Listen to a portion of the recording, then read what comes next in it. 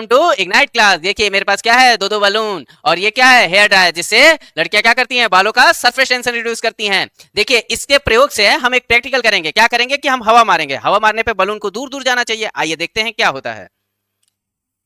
अरे ये क्या हो गया, ये तो बलून आपस में क्या हो गए हैं, चिपक गए हैं, आपस में क्या हो गए, पास पास आ गए। देखा ना आप लोगों ने, पास पास आ गए। तो इसको हम समझेंगे बर्नौली के प्रिंसिपल से। चलिए देखते हैं बर्नौली प्रिंसिपल को। बर्नौली साहब ने एक प्रिंसिपल दिया कि जहां पर एरिया कम हो और वेलोसिटी ज्यादा, वहां जहां एरिया कम होगा वहां वेलोसिटी ज्यादा हो जाएगी, तो वहां प्रेशर क्या हो जाता है, कम हो जाता है। कैसे, आइए हम देखते हैं। ये है बर्नौली का इक्वेशन। क्या होता है, P प्लस 1/2 रो वी का square plus rho g h P2 plus rho g h. It means इसका कहना है कि P प्लस 1/2 रो वी का square plus rho g h is equal to क्या है, कांस्टेंट है। इक्वल टू क्या है, कांस्टेंट है। अब समझिए यहाँ पे दो बलून थे, अब इसमें एयर ऐसे आई। अब जब हेयर ड्रायर से वेलोसिटी एयर की दी जा रही है, तो यहाँ पे वेलोसिटी इस जगह पे क्या हो गई, मान लो यहाँ v1 है, यहाँ v2 है और यहाँ v3 है, तो v2 जो होगा वो v1 से काफी ज्यादा हो जाएगा कि नहीं हो जाएगा, क्योंकि वो एक तरह से एयर फ्लो है, बहुत तेजी से फ्लो कर रहा है, किसकी वजह से,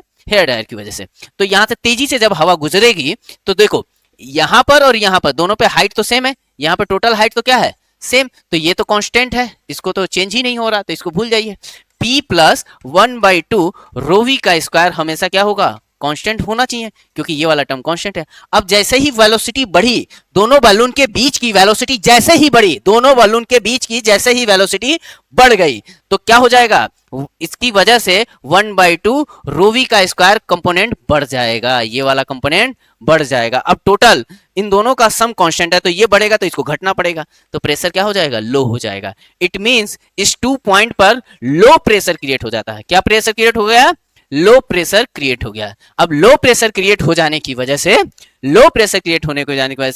जो एयर है वो इधर से और इधर से, किधर से, इधर और इधर से क्या लगा रही है, प्रेशर लगा रही है। अब ये जो प्रेशर है P1 और P3, ये P1 एंड P3 जो है वो ग्रेटर देन हो जाएंगे P2 की वजह, जिसके कारण दोनों बलून आपस में लड़ेंगे, आपस में टकराएंगे या चिपकेंगे, ये इसी के कारण होता है। तो आप इसको बर्नौली इक्वेशन से समझ सकते हैं। थैंक यू बच्चों, मिलते हैं नेक्स्ट वीडियो में। हम है इग्नाइट क्लासेस, तुमसे है ये वादा, सपनों को पूरा